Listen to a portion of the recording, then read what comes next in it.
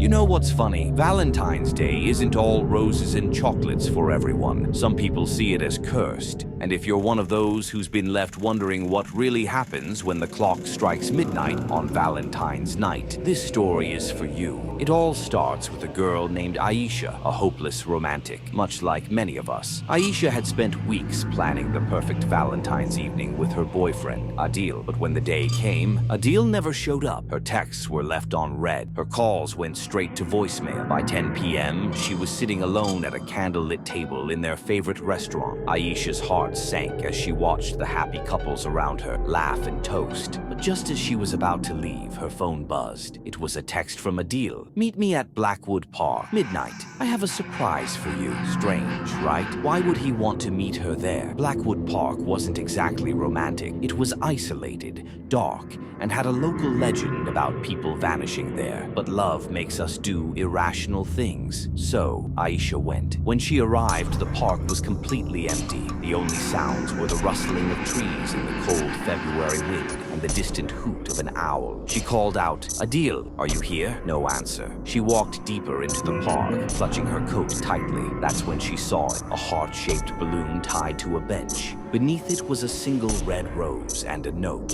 She picked it up, her hands trembling. The note read, "Love never dies, but tonight you might." Suddenly, she heard footsteps behind her. She spun around, but there was no one there. Then she heard it again.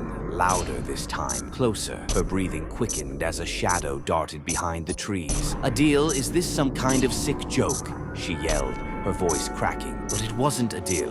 A tall figure emerged from the shadows wearing a blood-red mask with a twisted smile carved into it. In one hand, it held a butcher's knife. In the other, a bouquet of black roses. The last thing anyone heard from Aisha was her scream echoing through the trees. When police searched the park the next day, they found nothing. No body, no footprints, just a single blood-stained rose lying on the bench. Now here's the thing. You might think this is just a story, but every year on Valentine's night, someone disappears in that park. And the people who hear the scream, they say it feels like it's calling their name. So, what about you? If you got a text right now to meet someone at midnight, would you go?